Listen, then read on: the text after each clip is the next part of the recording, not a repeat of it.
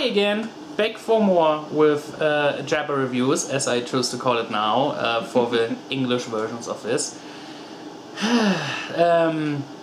We watched Goosebumps 2 Haunted Halloween, and she told me she hadn't seen the first one, so yesterday I got it on Amazon and we watched it. What's your opinion on the first movie? The first movie, it's a harmless kids' Halloween film. There's nothing real bad about it, but it's not very well executed. It's for the wrong age group. They focus way too heavily on like the late teen high school storyline, which is not the target audience for a Goosebumps type of story. Yeah. And it was kind of not very memorable, honestly. So it's like I really wasn't expecting it to be franchise worthy. Like Jack Black was fun as R.L. Stine, but like the whole plot line with his daughter and that angle, it's just like, can we just not right now? It's kind of creepy. It's kind of creepy. Okay, it is. Old man, teenage girl. It's okay. Weird. I mean, I didn't grow up with the books, but I remember reading some of them, and the covers always creeped me out. The covers were always very distinctive. Yeah, I saw them laying around in like my cousin's house, and then I borrowed some of them and read them. I also read some Fear Street, which Ari Sandel wrote, which was more for a teenage crowd. And I remember them, I remember the books being fine, but it's like, it's always the same form, they kind of make fun of it in the movie.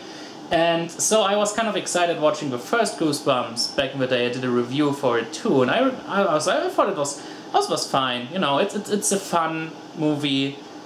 Jumanji crossed with all sorts of stuff, and it's a fun movie. So this one came out without much advertising. It was pretty much like I didn't know it existed. Yeah, it was pretty much like Sony had to get this out before Into the Spider-Verse. Kind of like, here's this other movie. Here's this movie we're going to use to advertise Into the Spider-Verse. That's basically what this was. In a way, yeah.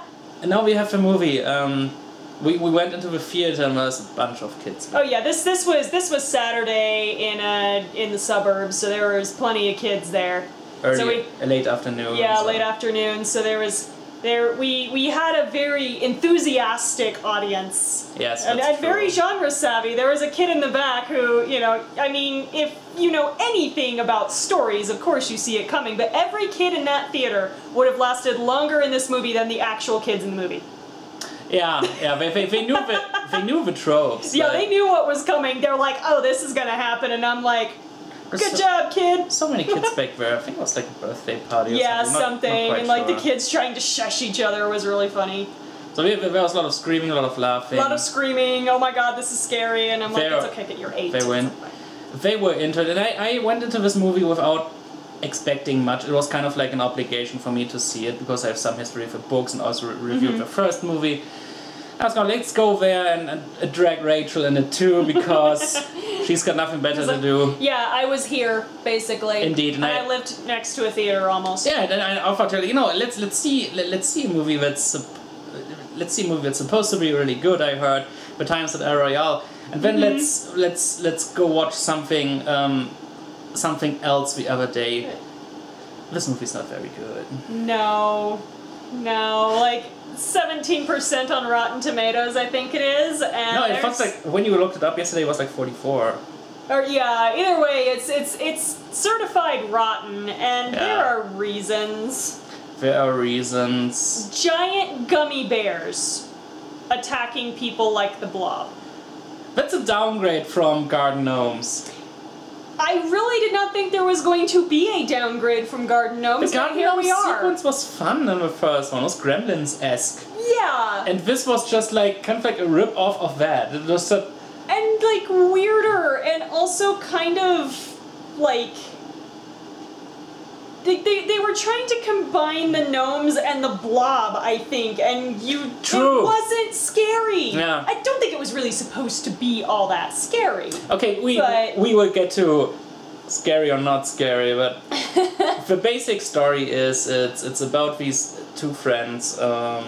What were their names? Like Sam and Sunny. Sam and Sunny, and Sunny's name is Sarah, and the dummy's name is Slappy. I was like, what's up with the S's? There are so many S names, yeah. You noticed it first. This is asinine. your room. Oh my god. I'm sorry, I had to make Viewers, why? I had to make that pun. I had to. I had to. It just came to me. Oh, this is too good not to use. There are puns in the movie too. It's better than some of the puns we used there. Oh my god, Slappy is like all the dad jokes in this. Like, oh god. Jesus. Yeah, and they are like kind of like junk collectors and stuff like that. They're played by Sonny's Jeremy Ray Taylor, who you know from It, and Caleel Harris is Sam. Caleel Harris and Madison Iseman is playing Sarah, and they find in like a rundown house of Ari Sandel, they find an unpublished book, and the dummy comes out, and he wants to be part of the family, and he keeps doing this like creepy family thing. Hello, brothers, and I'm like, don't. Please. And then he wants to have a mother too, and then the real plot is. And it was like I was like at first, is this the story of this? And then it turns out he wants to bring. He goes to bring Halloween to life, and like they're in the city with a giant Tesla coil. Oh, this is where Tesla had his big power plant. Which I'm sorry, I live in the state where we had a Tesla power plant. So this isn't true. It may be. He may have had more than one, but they tended not to survive. I see. They tore them all down. Down south of me was one of Tesla's major facilities. Nothing is left. There's a plaque kind of in the middle of the city. That's it. Okay. They tore everything down. And also, as a physicist... Oh god, I didn't even... Yeah. As a physicist, no. God, no. So I work with electronics, of all things. No! We're gonna turn it up and blow the fuse. Why don't you just pull the fuses out? You don't need to crank this thing up past its limits. That's incredibly dangerous, and they do show that it's dangerous. The whole place starts blowing up, as it would if you crank it up that high. This place wouldn't even start up. And something magic. Okay, fine, but then they act like you've got to defeat this with physics. No, you get physics or magic. You don't get both. We learned this from Once Upon a Time. Do not try to do magic physics. This is like my brother watching role models. It's like, this is not how a LARP is. No. Oh no. And like, again, with the small things that can somehow jump onto you. The first Goosebumps movie has a problem with this too. And so does Fantastic Beasts. A lot of movies have this problem where you're holding on to something and it has nothing to push against, and yet suddenly jumps at you. That can't happen. That physically can't happen. They have nothing to push against. I haven't thought about that. It's like magic. The only thing, like, I think Slappy shoves off of somebody in this, and that makes sense because he can push against you. But if you're holding him out here like this, he can't just leap at your face. And he can also do magic, so that's an excuse. I mean, he can teleport, so I think with this we are fine. No. There's some pros to this movie, but a lot of cons. I like the cast. The cast was really engaging, and they looked like they were pretty into what they were doing. Like, you've got a couple of scenes with the kids, you know, like pretty much every horror movie, if a kid can drive, they've got the kids in the car, and, you know, something jumps on the front of the car and they all scream. Well, all of them look like they're actually screaming. There's no like, ah, please, no, everyone's like, ah! They do a good job. I like the mother character. And the mother character especially her first scene, it's really funny. They all look like they're having fun. I mean, it doesn't look like anybody's there just for a paycheck or anything. It looks like they're having fun with this. They're into it, of course. Ken Jeong is in it. Yeah. He plays a guy named Mr. Chu, which is a stretch movie. And he's just... And then one, I don't hate Ken Jeong at all. I've seen roles where he's incredibly funny in it, and he's just pretty much the wacky neighbor. Yeah. He has some stuff to do, and then he leaves, and it's fine. It's totally fine. Yeah, just like, and it's a really kind of abrupt exit. Actually, I kind of expected him to be involved, go go with them, but no, he dressed just as like a mummy. yeah, he's perfectly disguised, and then just like, okay, kids, I'm gonna let you go into mortal peril, and I, the only adult in the situation, I'm going to stay here and hide. You know what? They should have addressed that because it turns out he's such a Goosebumps or a Stine fan. He should have said like, no, their parents are not supposed to get involved. You know, the kids. It's to the kids. They should have done like some kind of like meta joke with this, but they don't. Like, oh no, this is your quest, children. I shall stay behind. I release you. I release you. Go save the world. I have to say, this is actually a really good Halloween movie. It takes place on Halloween. They do a good job with showing Halloween, you know, it's kind of atmospheric in some respects. I mean, it's this very, very cute, fun version of Halloween. It's not like this very dark, mysterious version you've seen like Trick or Treat, for obvious reasons. But it's great seeing a lot of that stuff coming to life because this time it's not the book characters, even though there are a few. It's just all the Halloween decoration pretty much just comes to life. Yeah. And one of the costumes as well, and there's some fun stuff going on there. Like they bring back, you still see a bunch of the classic characters come back. So, for instance, like the way they bring back the werewolf and the abominable snowman is there are masks that then kind of the entire creature sprouts from. Which was kind of an interesting visual. And also that's oddly convenient that those two are in that store. Right, it's just but not buying it. Sorry. Well, there was actually like a Goosebumps display in the store. I didn't. If you looked on the one side while everything is coming to life, there actually is a display that's labeled Goosebumps. I didn't notice that, but I mean, this is taken branding. This is a universe where the Goosebumps book exists. So that's not. Oh, let's talk about branding. Product placement, the movie. The freaking product placement in this, like one of the first set lines in this is just, I got Pringles. I have Pringles. Red Bull. Yeah. Product 1, product 2. A lot of Apple stuff is in this, a lot of Sony stuff. Obviously, you expect no one uses an Apple, like actual iMac, like desktop anymore. No one does this. My family does. Yes. I'm sorry that I had to swoop in, but yeah, my family does. I think they have two. Yeah, but...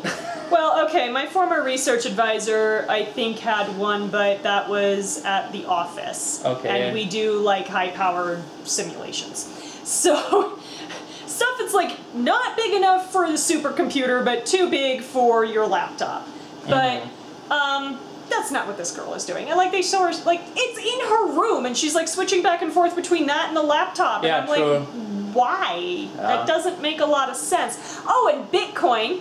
We advertised Bitcoin. They do a freaking Bitcoin advertisement. I was like, there's gonna be Bitcoin in this treasure chest, and I'm like, yeah, it's worthless. I was leaning over to her like, when was this movie written? Before Bitcoin crashed. But it was like, that can't be. It crashed a long time ago. Yeah, well, it takes a while for things to get written. Sony, man. Somebody didn't pay attention in edits. Wow, yeah, you have stuff that's called editing, and also you have stuff called ADR, you know?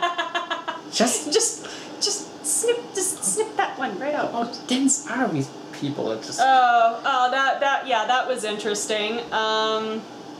God, what else? What else did this movie do?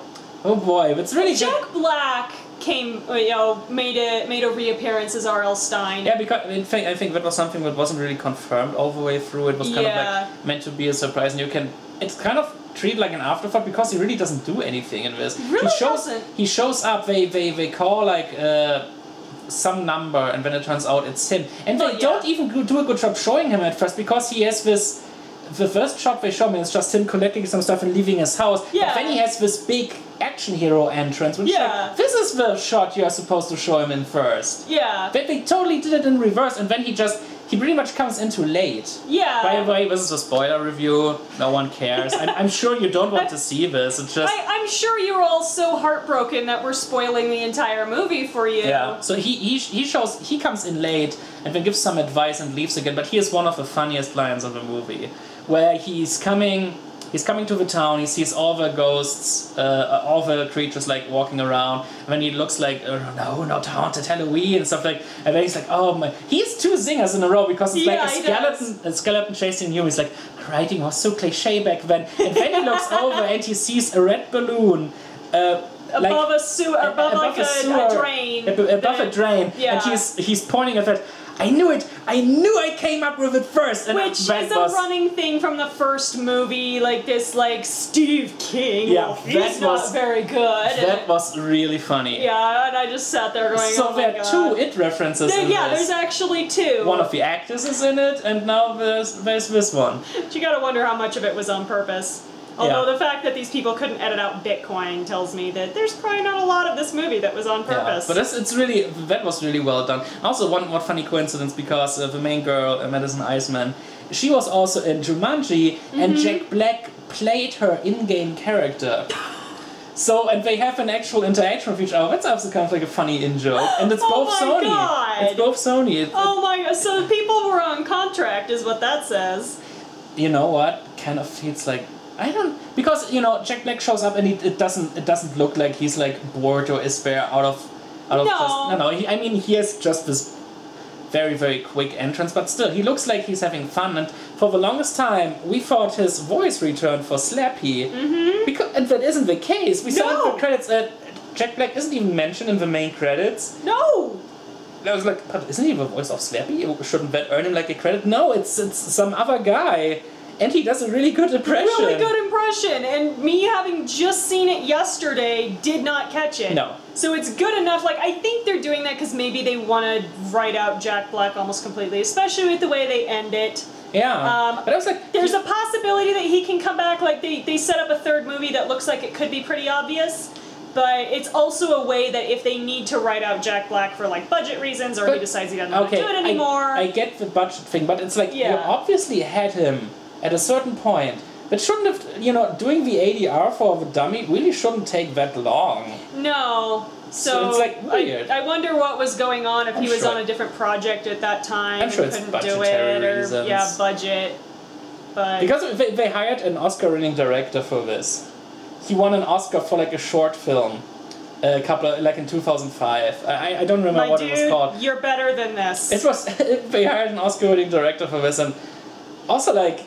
Looking back at the first movie, that the special effects are certainly cartoony, but they're competently done. You know? Yeah. In this one, like gummy bears. Some of the effects. Going back to the gummy bears, like the yellow one that gets stretched. Yeah. It doesn't look like gummy bear. It looks like kind of like a cross between a gummy bear and a balloon animal. It's too opaque. Some of the effects in this suck. Yeah. They suck big time. Yeah. Like, it's, like the Wolfman especially, like they don't utilize the Wolfman and the Snowman that much, which I was glad because we've seen enough of those. Yeah. They do some, but I have to say this, the CGI isn't that great in this. It's at least creative. They do creative stuff. My favorite one was by far the balloon spider. The balloon spider was really good. I also liked the design of the 3 witches that they used, as they assembled them from basically parts, like Halloween decoration parts, and put them together. And what they kind of did for the head and the face, it's like, okay, all right, that's kind of cool. That's cool as well. The headless horseman was fun too. That was really because the headless horseman was really fun. You can tell that's a guy on a horse. Yeah. And I think they just cropped his head out and added in flames coming out of his neck. Yeah, and that was really striking. He also does that laugh, somehow without having a throat. Yeah, and some of it is still... Magic! You can see some of it is still costume. There's a vampire in this who looks like Count Chocula. Just no. Don't even know. And they have one of them, and this is one interesting part, because Slappy throws a mask on this Walter guy who works with Chris Parnell in this, and he turns then into like an Igor-like creature. Yeah, like an Igor goblin thing. They hardly utilize that. He just shows up every now and then. It's typical, yes, master. Yeah, that's like all he did. There is nothing... No, and then at the end, it's like... It wasn't a character, it was a costume. And we do the same thing again with falling in love with one of the female... Yeah, whatever. Yeah, we did the same, like, we basically have the same family setup where it's a single mom, except now she's got 2 kids instead of 1. I was thinking back, was this a thing in the original Goosebumps books? For the most part, I actually thought... I don't know. That was not my scene when I was that age. Maybe some of them, for most part, I remember them actually having both parents for the most part. I remember, I've seen like dubious R.L. Stine quotes that go around the internet that say he didn't deal with like drug addiction and divorce specifically because he wanted kids to understand they were fantasy worlds, and I'm like, I don't necessarily believe that quote, but that says to me that if there's like a single parent household for some reason, that it's very rare in the Goosebumps books. Yeah, okay. It's rare enough that someone would write this quote assuming that it's the truth. That's true. I like that we know that the main kids, they were closer in age to the age group that's in the books, which I like from the trailers. Okay, at least they get that right. And then we have the sister, who is obviously supposed to be a little bit older. Like, yeah, she's supposed to be 18. Yeah, she's applying to college. She's 18. But did you notice when they put the costumes on and she is like this witch mask? She looked way younger. Yeah, and you also notice she's the only one who you can see any part of her face when they're in the costumes, because otherwise how are we supposed to tell it's a girl? That didn't bother me, but she looked like she's a pretty girl. When she wasn't the mask, she looked like kind of like a Disney Channel actress. It's weird. She looks very, very young. Yeah, she looks so young in that and mask. she's about the same height as the younger brother character as well, so she looks even younger because apparently either she's very short or they're very tall. Did you remember too? I totally forgot it because in the first few minutes they set up this plot line with a boy she likes. When she goes to the club, he invites her in, and he just randomly kisses another girl. It's like, if you expected her to show up, why do it? What the hell, dude? And then they completely he gets scared by the dummy and into the hospital, but they never resolved that plot line. And no, they don't. I'm glad that it wasn't like, for happiness she needs a boyfriend. Yeah. So they didn't do that, which is good. Actually, I was surprised. We didn't need to set that up in the first place. It was supposed to be an in for Slappy with her. So basically, like, he, I guess, adopts the two boys. I guess that's how this is working.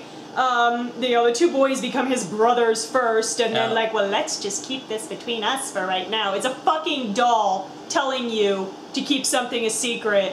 Yeah, that's kids. True. Oh boy. You need to be genre savvy here, but then, he seems to make that decision when he finds out that this guy she likes is a cad, that he's gonna go take care of this, and I guess that's going to make her his sister?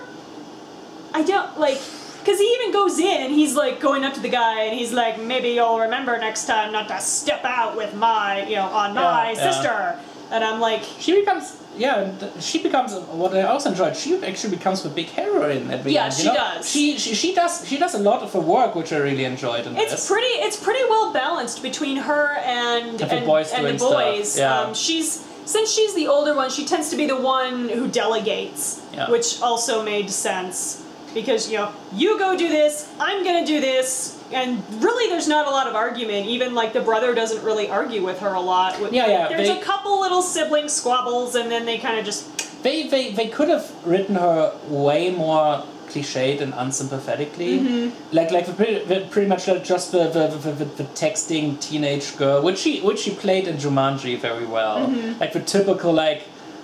This kind of stuff, but in this one they make her instantly relatable by showing what kind of problems she has. And she's the first character we meet, so we kind of set it up like this is one of the main characters now, and everything she does and everything she says is totally reasonable. It's everything you understand her, and she's one of the big emotional draws where it's like I have a writer's block, I can't really I can't do this, and then she gets some advice and she learns something, and that's actually well done. So I enjoyed the character dynamic between the two boys.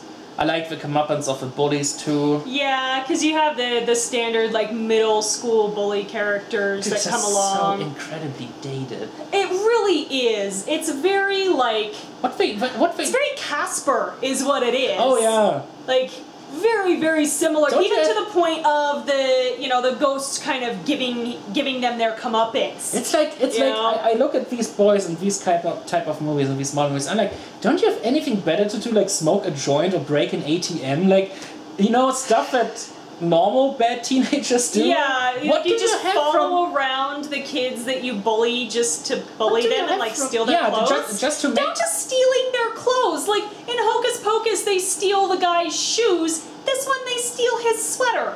It's just kind of he's maybe trying to humiliate him, but he still has a t-shirt underneath. So it's just really, and then give us the box. Like the boxes with the junk. Why? Yeah. What do you have from that? It's just. And that was actually something, because I was like, wow, the dummy is helping them out. And so I actually whenever Oh no, Slappy's way creepier in this. Whenever Slappy turns up in this, the movie really comes to life. And like she said, like because in the first Ghostbusters there are like only 1 or 2 moments where it's like, okay, this is meant to be genuinely creepy in a way. Mm-hmm. And this one, like, boy, they go places with this. Like not just because of the stuff he says and does, but like the way they light him, the way they set up certain shots, like atmosphere. Almost every time he's just like this incredibly sinister presence on screen. It's really well done. And in some shots, I think they kind of CGI'd him.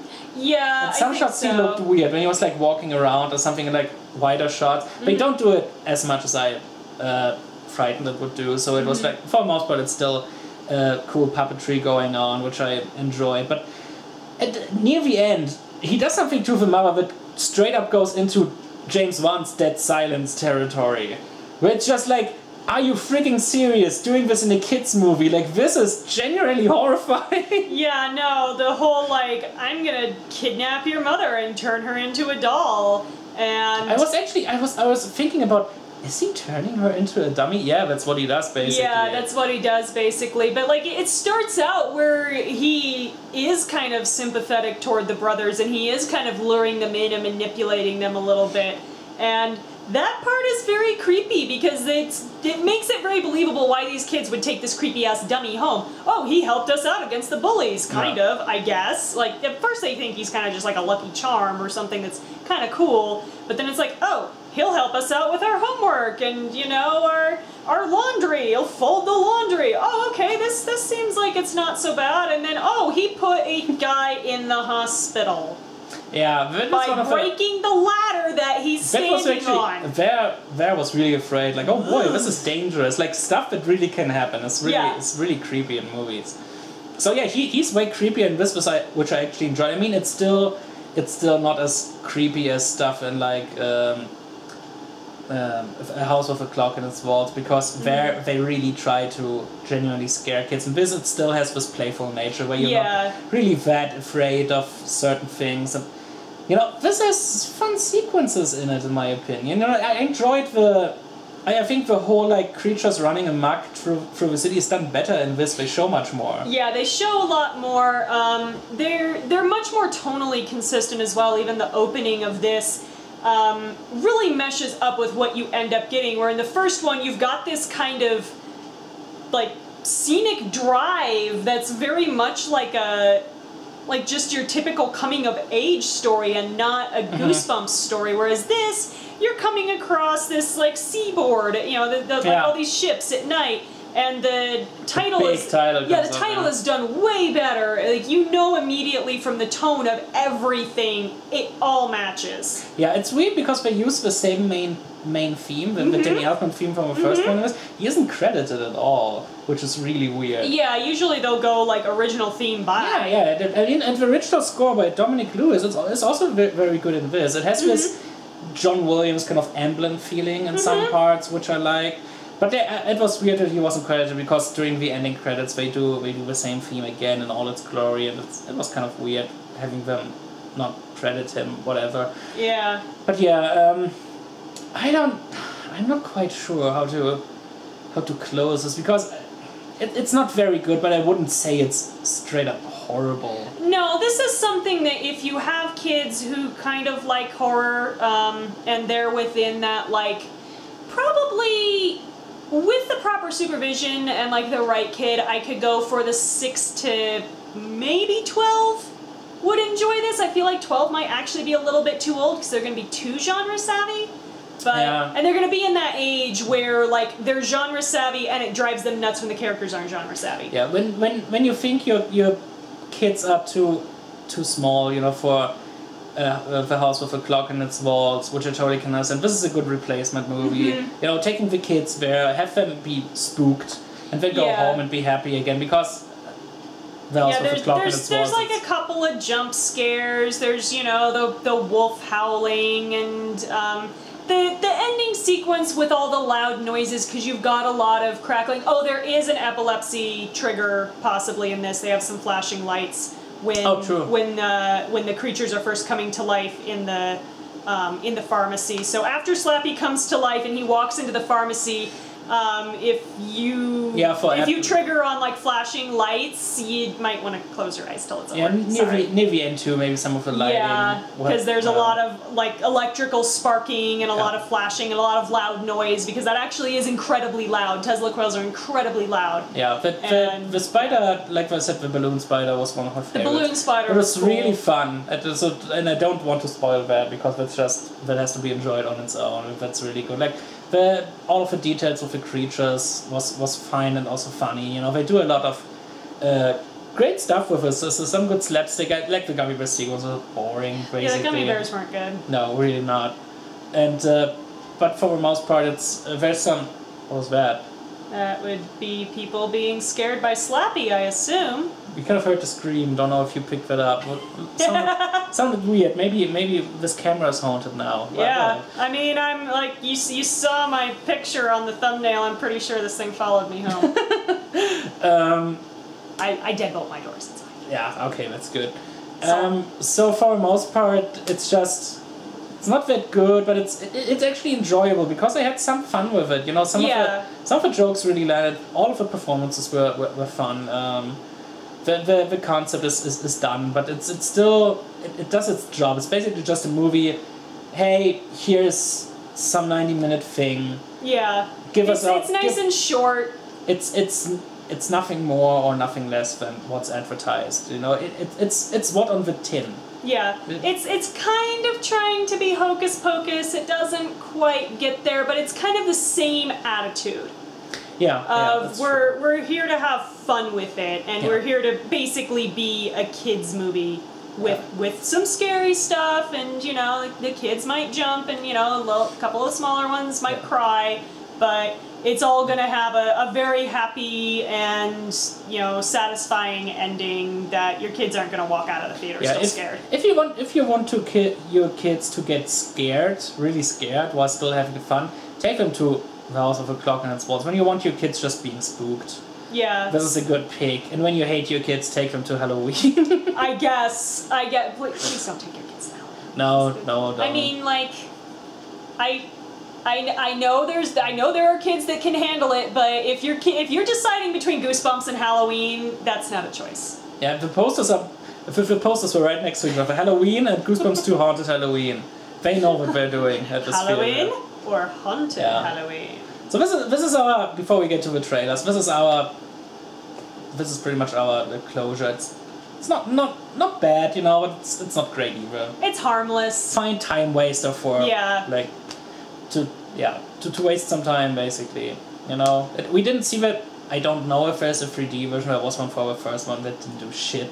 Yeah. So this one, maybe there was a 3D version of this, but we didn't go see it. Yeah, not in my theater. My theater was all set up for Halloween. I don't think you miss anything by watching it not in 3D. There looks like there's a couple of gags that are maybe made for 3D, which is the only reason. There's one other funny thing I remembered, because they carve pumpkins and then they come to life according to the personalities, and they pretty much have they have a pumpkin, and it's kind of like carved in a wrong way, so it's basically like a derpy face. It's basically a mentally challenged pumpkin, which I can see why some people. Happy Easter, and I'm like, hi there, I'm round and all that stuff. Hi there, happy Easter. And I can see some people getting triggered by that, but I kind of found it funny. Yeah, I wouldn't have necessarily gone there, but.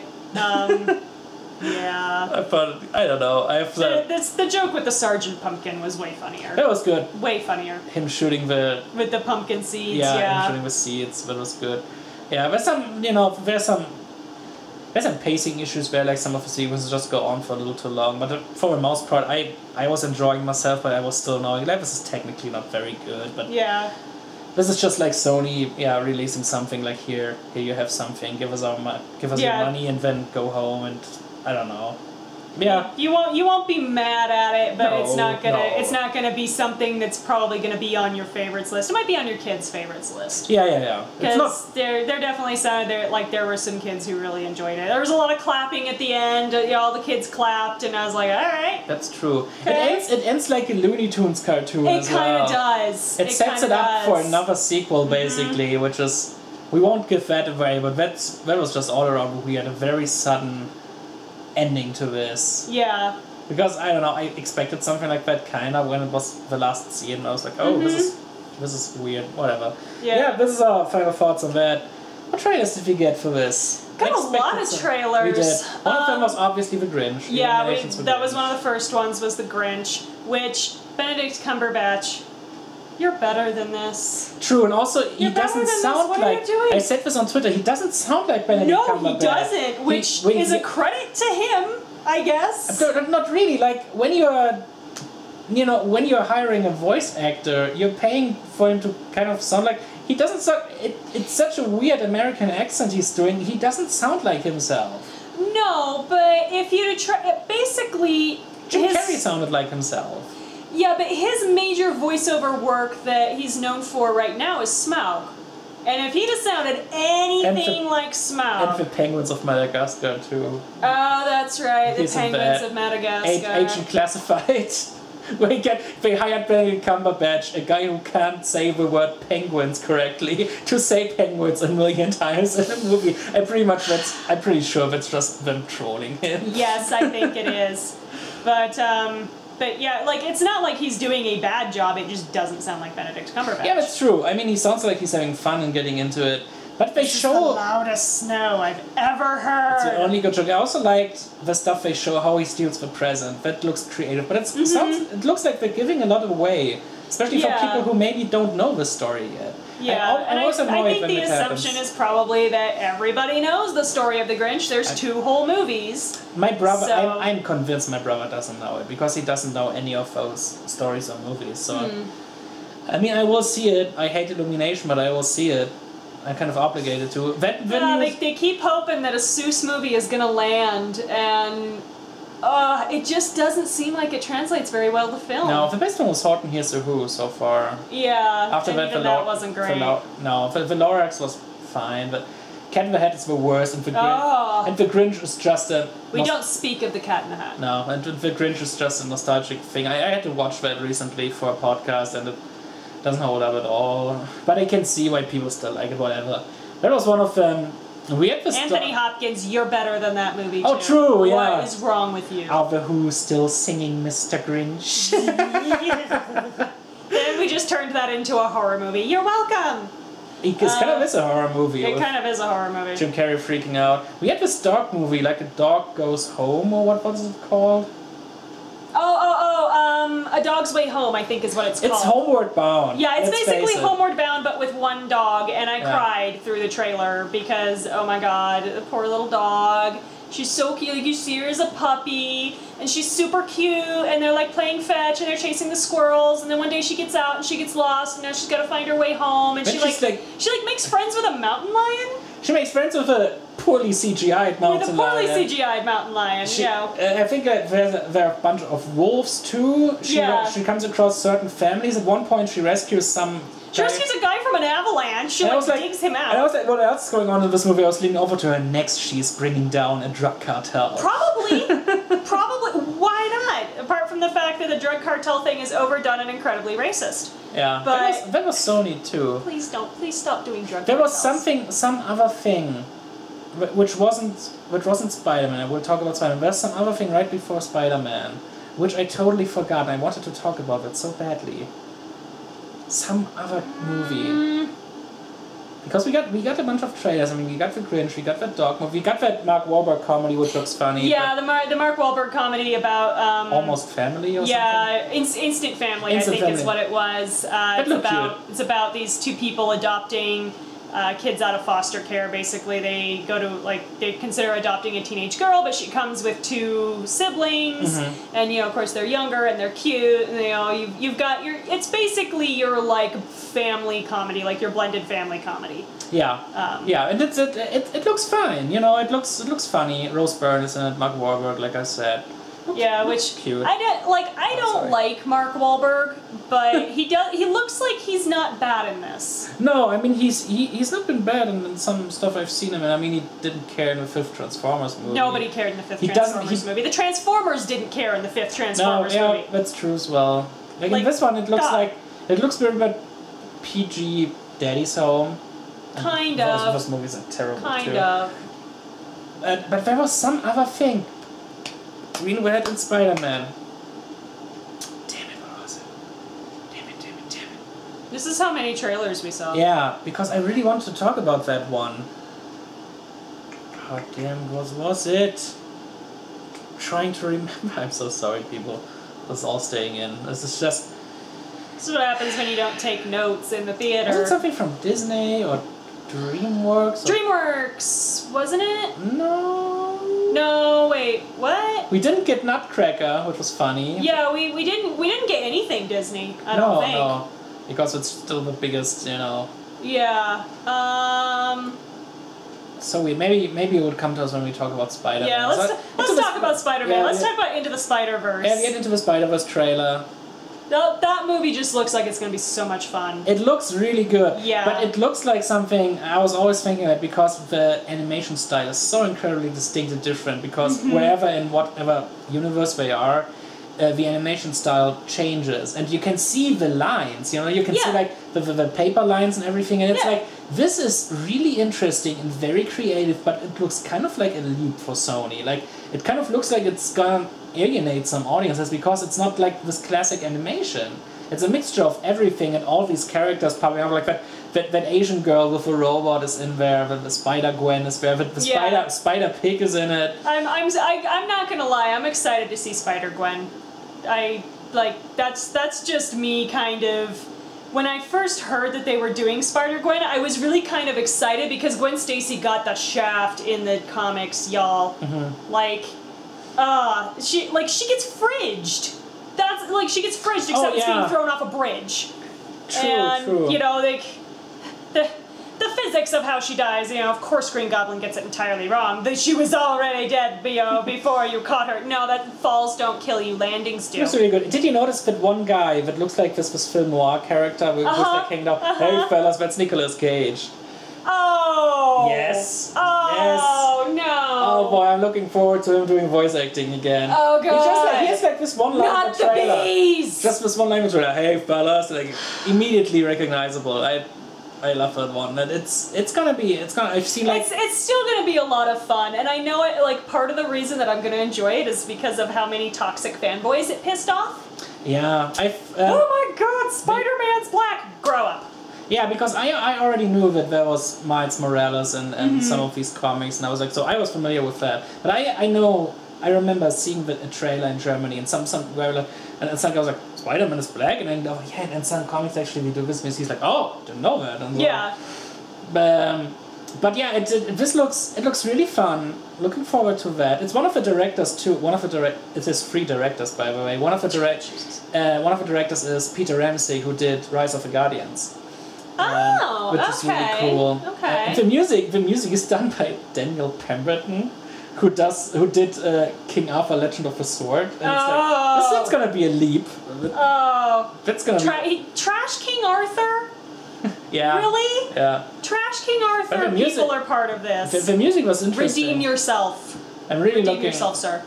I'm really looking forward to that. It looks really fun. They have some good stuff in the trailer, and they at the end of Venom they show a 5-minute preview. So basically, like at the end of the tail end of the end credits, it's like meanwhile in another universe, and then they show like a lengthy scene with some action and stuff. So that'd be the only reason to go watch Venom. No, just wait for Spider-Man. You know, it's not that long. It's not long anymore. It's just. I know a lot of you like Venom. There's some creepy overtones to it that I'm not cool with, but that's just me. But like I said, there was something else, and I really can't remember, and it freaks me out so badly. I was thinking about like, I should pull out my phone and make a note, but didn't do it. There's something else. Damn it, because we had, and there was something, and I can't even remember if it was something good or bad. Yeah, I can't remember either. Which is so weird. Was it something like a fantasy? Was it animated maybe? What was it? Was it maybe even from Sony? I'm not sure. Why can't I remember this? I'm so mad about myself. I don't remember. I'm really so incredibly mad. Damn it. There were so many. No, they didn't have like Fantastic Beasts, of course. They didn't have anything like. It was all very targeted to the audience that was there. You had the stuff that was targeted to the parents, and you had the stuff that was targeted to the kids. There was this kind of split. So, and like, in a way, that means the marketing was very smart. But in another way, when we're completely forgetting one of the films that was advertised, that means you had too many of the same thing. Because I remember there was something. And I just... I can't remember it. This is so weird. What else? What else is coming out this year? What? The King Arthur, the new King Arthur. Oh, thank you so much. New King Arthur, the kid who would be king. The kid who would be king. Yes, I want to talk about that. That looks incredible. Lady of the Lake, Return Excalibur, and Mom looks like she's taking that very well. I've seen the trailer. The trailer released a couple of days ago online, and I watched it without the sound. Mm-hmm. This looks incredibly fun. It looks like this is kind of the thing that we've seen with King Arthur adaptations. It's either going to be really good or really bad. This looks like it's got a chance. Like, I compare this setup to like a kid in King Arthur's court. This is way better setup than a kid in King Arthur's court. First of all, this isn't based on anything. It looks like it's based on a book. Well, it's based on the King Arthur. Yeah, true, but this is an original story. And also, the writer and director is Joe Cornish. He did Attack the Block, and he worked with Edgar Wright a couple of times. For example, on the script for Tintin. He's a really talented guy, and this looks like it could be. This looks like it could be horribly flopping, like in a way that not many people will go see this. But this looks like one of the better kind of like Harry Potter knockoffs in a way. Yeah, so they're being kind of smart about it. It looks like they're keeping it in the UK instead of trying to have it be an American private. It looks like it's a UK private school, British private school. Yeah. So that's already better than trying to do an American adaptation, which we've tried to do several times. It just doesn't make any sense to try to do an American adaptation. Yeah, I know that was part of the books, but like the Percy Jackson stuff just doesn't make sense to me. It's just like American kids with Greek gods, but just nonsense. No, and but the kids that they have, like, it looks like the 2 or 3 main kids that they have are really into it and having a good time with the role. They look and act like real kids. They look and act like real kids. They got good kids. The visuals. I don't like. They're doing a thing that I don't like, which is de-aging Merlin into like a 16-year-old kid. And an extremely creepy 16-year-old kid, I'm not gonna lie. Oh, that was supposed to be Merlin? That was supposed to be Merlin. I didn't notice Which that. they, like, of course they did in that TV series. They made Merlin a young man because, I don't know, we have to have Merlin be young to relate to him. No, stop it. I like older Merlin. Yeah, I really do. Watch with Sam Neal, a 2-parter. Yes. That's Sam Neal good. Is Merlin. Sam Neal is freaking Merlin. He's also the dinosaur man. But in a previous life, he was Merlin. I'm convinced. If you haven't watched that original TV... Hallmark miniseries from, like, what, 1995? Or maybe even later. Maybe, like, even 98. I'm 98, not sure. I think it is 98. I think Watch that one. Watch that one. It's like Jim Henson Creature Show, all of it. Watch that. Yeah, that's really fun. And it's jam-packed with everybody good. Sam Neill, Helena Bonham Carter, back before she was just Tim Burton's muse. Rutger Hauer's in it. Rutger Hauer's in it. James Earl Jones does a voice for Miranda Richardson. Isabella Rossellini. Yeah. What's her name? She plays Cersei Lannister now. Lena Headey is in it. Yeah. Which is really, like, I watched that not too long ago, so I was like, wow, I'm getting some Game of Thrones flashbacks now. It's really fun. That was what I knew her from first, and I saw her in Game of Thrones, I'm like, you. Yeah, that's such a good movie, but let's get back to, I mean, it's kind of it's a weird title.